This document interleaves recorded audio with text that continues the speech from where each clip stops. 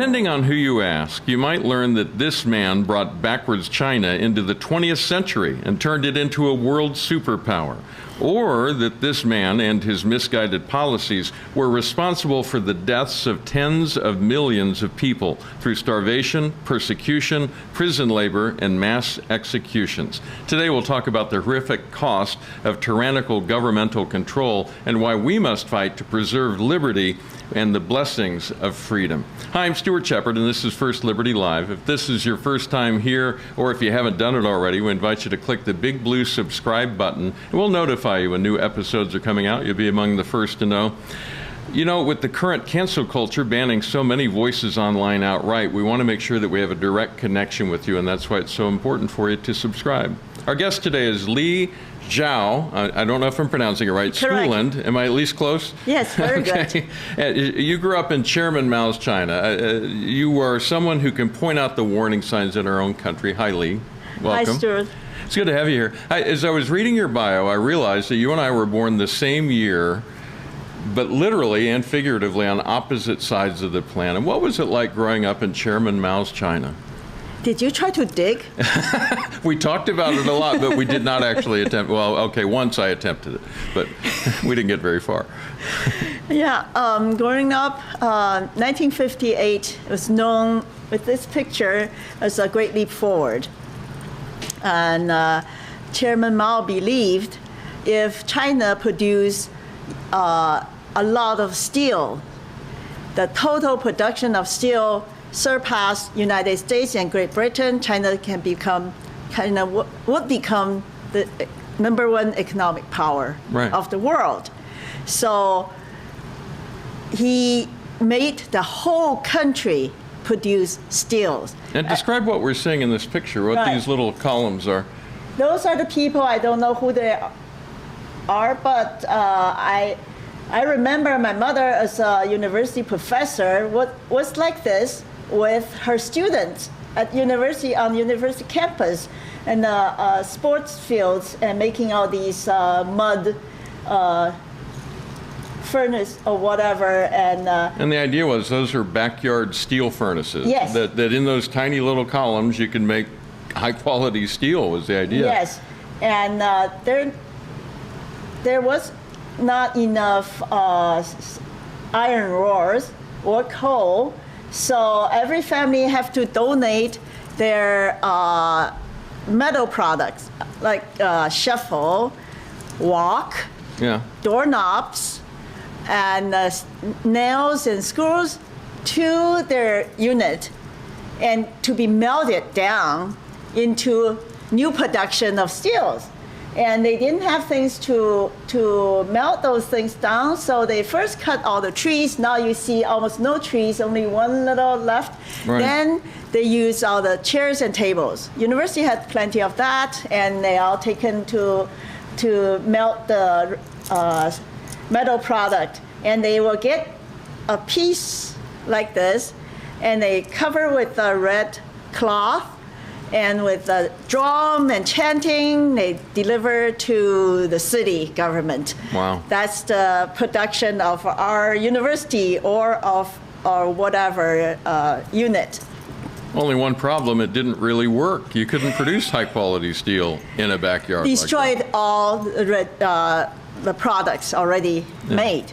And this repeated itself over and over again, is my understanding, from one government program to the next. And every time it came around, it produced horrific results. The human cost was extraordinary, incomprehensible even. But the government always said, well, it was the weather, or it was an economic issue that was out of our control. And the solution was always the next government program. That sounds really familiar to me these days. Yes. And let me back down a little bit, talking about today. Xi Jinping had exactly the same mentality as Mao Zedong 60-some years ago. He told Chinese people, as long as we have GDP growth higher than United States or other developed countries, we're #1 power in the world. And the way they calculate GDP is different, and also because China started very low, so their growth is higher. They don't teach people that. They just see, we have a certain number in the United States, especially last year. China said we still have a 6%, and the United States is so low and some negative. See, we're world power. Yeah. So the Chinese people believe that. And the Chinese economy for many years was a GDP-driven economy. Every governor, mayor had the quota of what number of GDP they must produce. So they open the road, cover the road, open the road, cover the road, just to have a number for the GDP. Right. So the economy is not benefit the society, the people, but it's exactly the same mentality. And the Chinese people believe that. They thought they were very powerful right now because they have really high GDP. So, yeah. This is a planned economy. Everything was in the top leader's head. And that's what I was going to ask you next. In the U.S., we have our idea of how the world works, and it's what we've always known, and we're in this bubble, if you will, in our country. But it's hard for us to comprehend how different it can be under a different form of government. When you talk to people, because I know you speak quite a bit, how do you help them get that mindset of what it's like to grow up in communist China, how different it really is? The government treated people all like idiots, know nothing, cannot think. Actually, they don't want the people to think. Yeah. So they told you, you cannot think, or you cannot think correctly. So let me tell you how to think, what to think. Mostly what to think. Right now, China, under Mao is the same as under Xi Jinping. They want one person's way of thinking and thoughts. Everybody, 1.4 billion people follow this one. Or else. Yeah, or else imprisoned or killed. So, but not everybody is stupid. Everybody could think because God created us this way. So they try everything to block you from learning to knowing, so you don't have a lot of information to think, to use, and also and threaten you if you think any other ways. Right. So with all these methods, they try to get everybody to think one way. Just like earlier you mentioned, after this Great Leap Forward, all the forest was destroyed, and production was stopped. Every other production was stopped, and China faced a great famine. And China calls it 3 years of natural disaster. 1. 2, Soviet Union asked China to repay the debt early, before the turn. So these two were caused the reason China, everybody was starving to death. Actually, it was their planned economy, their own doing caused this. At the same time, when they're producing the steels in the countryside, because they were planning the economy, they were telling farmers what to plant, regardless if the soil or the weather condition or whatever is suitable for that or not. Right. Only farmer knows. But central government said, no, you don't know. We know. We tell you. So the farmer was following the government order to plant things that's not suitable for the land. There's no production, right. no harvest for crops, and people were hungry and starving. And the government blamed the birds. The birds. The birds. They say the birds would eat the greens in the fields. So the movement was to kill all the birds. I was part of it. Wow. Okay. How do you kill all the birds? Well, why would you kill all the birds? Oh, because the birds will... Well, I know, but... They say birds taking food from human being. Yeah. So all the kids were asked to find something can make noise. At 5 o'clock at dawn, and we all went out to make noise. When the birds coming back home to rest in the trees, we were under the trees, on top of the trees, on top of the roof, making noises. So the birds could not rest. Birds just keep flying and flying until they drop dead. Oh, wow. And the kids will use some grass to string the birds to claim prizes. Oh, like a refund or a rebate or something? No, just a red flower, a medal. Oh, okay. Yeah, no money. Yeah. And you will find some pictures of a truckload birds and the kids with a string of birds. And the birds were all killed, but because birds are killed, the insects became wild because birds Eat the insects. insects. And the locusts came back.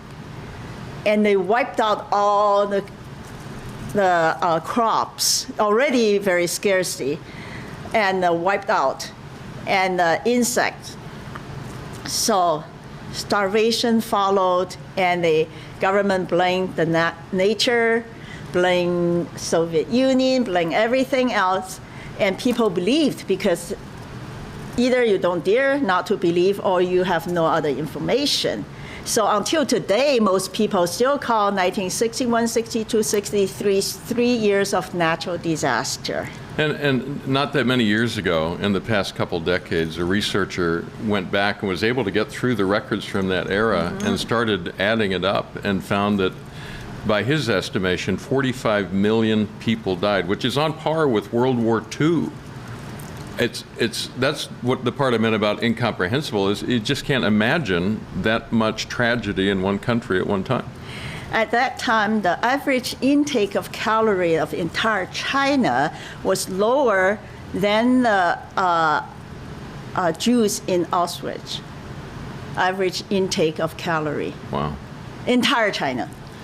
Let's talk about the U.S., because I know people watching us right now, they're hearing you describe this and they're going, this sounds strangely familiar. And the is. themes of it, as far as the way the government operates, the idea of central control, the idea of never taking responsibility, the idea of blaming it on anything but a government program, and the solution is always a government program. As you look across the United States right now, do you see red flags? Are there warning signs to you? Everywhere. It's so obvious, especially last year when people start to vandalize statues, changing street names. Exactly what happened in China during the Cultural Revolution and killing all the, they call it old culture, old. Oh, gotcha. They call it four. I don't know why they have four categories, four oaths. But four things that were old that needed to be gotten rid right. of. Okay.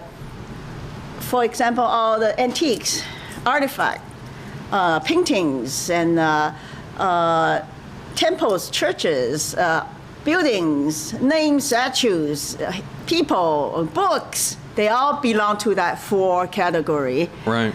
And have to be destroyed. Canceled, as we would say in our current linguistic form, yeah? Especially when I saw people asking for changing the name of the street or taking down some statues. I said, oh my goodness, oh, that's terrible. It's just like Cultural Revolution coming back alive in this country. If it happened in China, I'm not surprised. It's still in China. Cultural Revolution never ended. Right. But in this country, we escaped communism to come to this country, supposed to be land of free. And I say, oh my goodness, it's very threatening. We're living in a time in the U.S. when people who respect the Constitution are called extremists.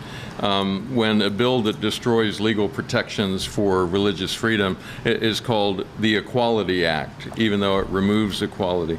We're told that we must follow the science, even though every week the science changes, so we have to follow it somewhere else every week. What does history teach us about people who speak in that form of doublespeak, as it's come to be known? Well, number one, they don't respect science. They want everything served to their purpose. So they don't respect anything. And they use science as an excuse, actually. And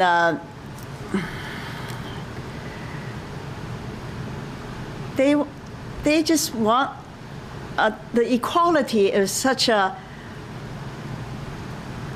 how do I call it? Mao Zedong became powerful because he promised people of equality. His idea of equality is redistribution. Right. And I thought this country, when you talk about equality, is supposed to be equal opportunity. But seems to me recently people talk about equality and to make the gap between rich and poor smaller. Right. Their proposed method was redistribution. So it's the difference between equality Right. of opportunity and equality of outcomes. Right. Yeah. And they, a few years ago, there war on the top 2% or top 1%. Right. And it happened, my family in China 100 years ago was top 1%. They were producers. They were the pioneer of capitalism. Their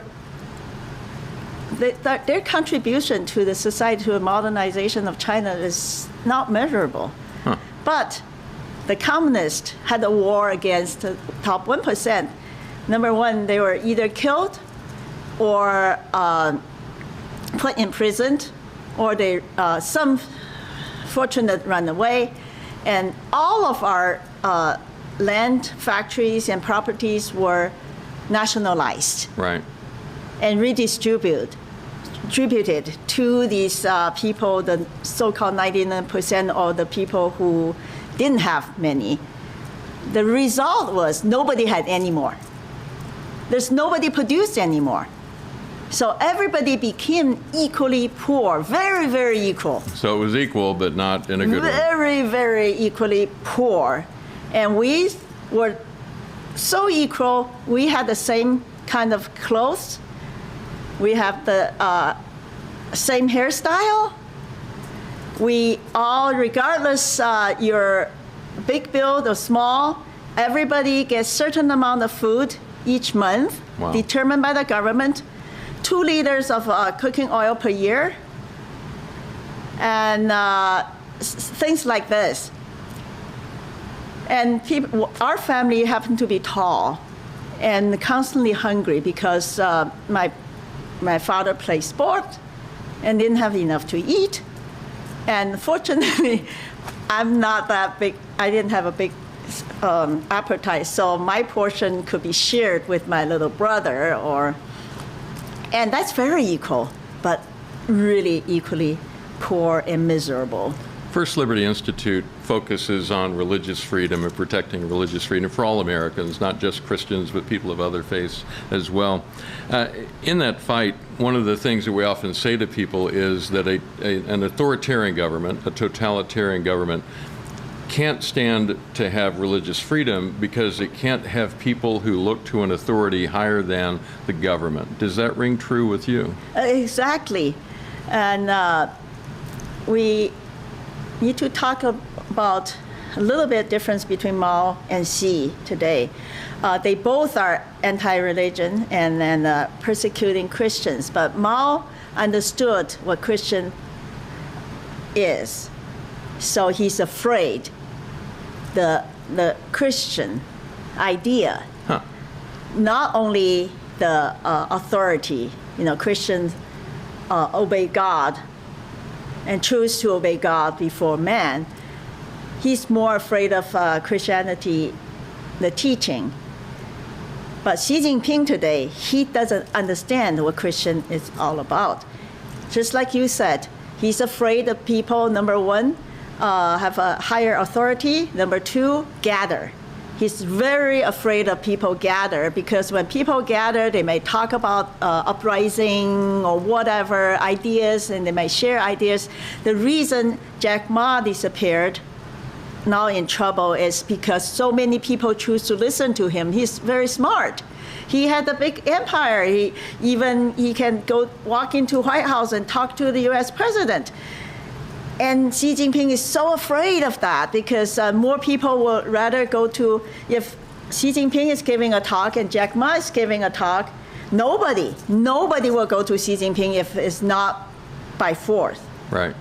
everybody will go listen to Jack Ma. Xi Jinping cannot tolerate that. So Xi Jinping now today is not only persecuting our religion, also anybody who became popular. Unless you first let the government know, I'm totally in line with you. I will only praise you and help you, and they will let you to be kind of successful in your area, like business or whatever. Otherwise, no. Even sometimes, even that, they won't let go of it. For example, the second largest crypto platform was in China, and that guy, because he wants to keep his business, he believes in cryptocurrency, he went to the government, submitted himself to the government. I will do everything in your line, but still, because some people use his platform to use Chinese money to buy crypto, and then later on they cash it out in other country to spend, right, and became illegal money laundering, and then he was imprisoned. Yeah. They shut down the whole platform, and they're so afraid of any kind of crowd following something. So right now, Xi Jinping is not only persecuting Christians and also Muslims and Uyghurs, they were Muslims, and Buddhism, but the Buddhist temple, they're money driven. They all started to sing red songs and swear to follow the party like this, and now they were kind of exempt from the religious persecution. Interesting.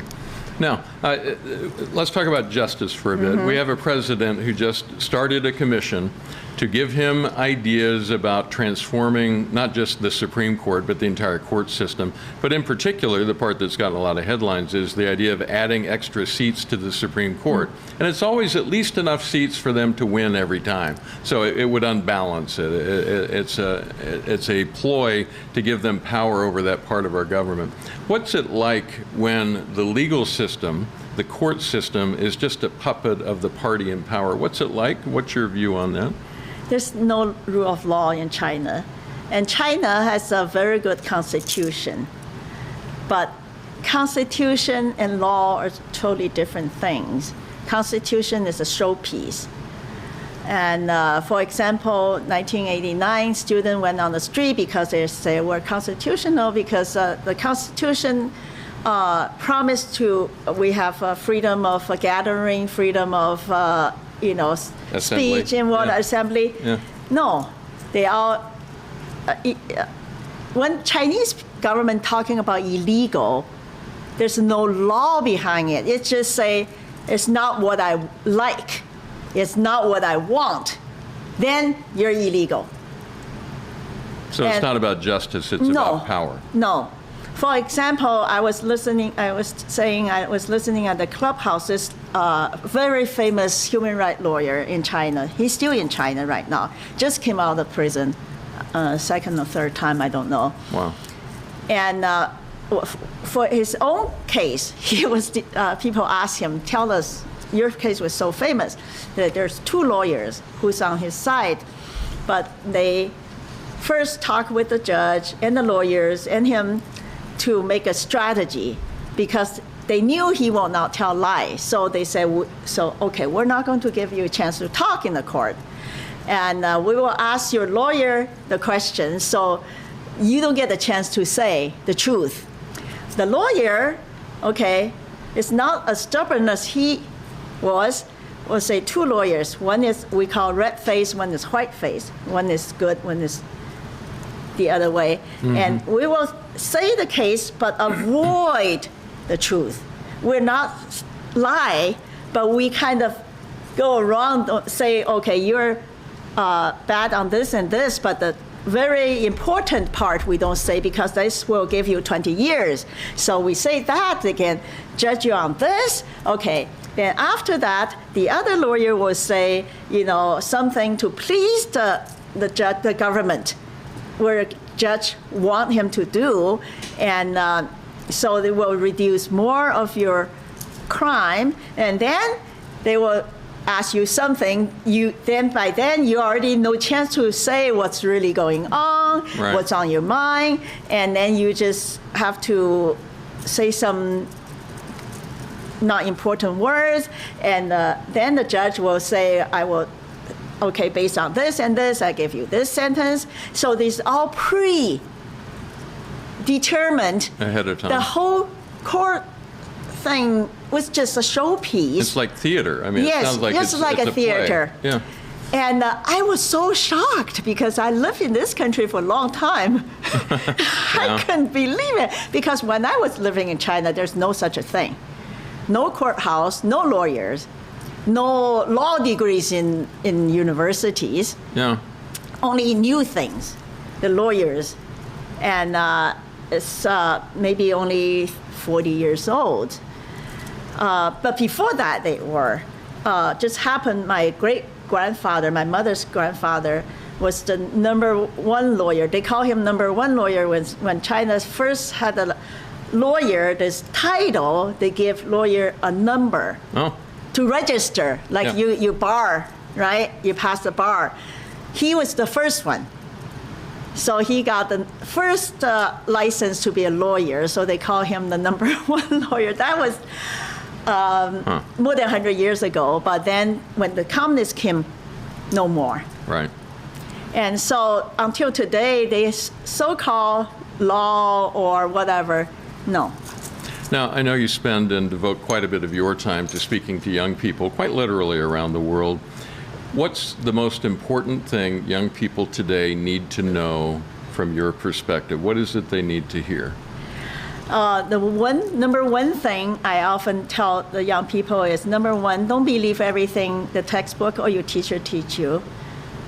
Think for yourself. #2, stop asking the government to do this and that for you. You're supposed to be responsible for yourself, make your own choice for life, make your own choice for to think, to do things. When the more you ask government, you empower the government, they're getting bigger, then you will get smaller.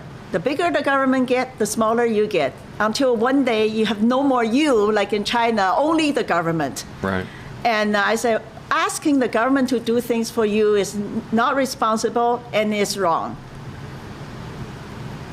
Lee Schoolland, great insights. Thank you so much for making time for us. I've really enjoyed this conversation and learned a lot through it. I appreciate it. Thank you for having me. Yeah, and thank you for watching. First Liberty Institute is the nation's largest nonprofit legal firm that exclusively does religious freedom cases. If that's something that resonates with you, would you consider joining us? You can click on the big red Give button on firstlibertylive.com. It's up at the top. You can't miss it. You can be part of this effort to change our culture for the better. We will see you next time right here on First Liberty Live.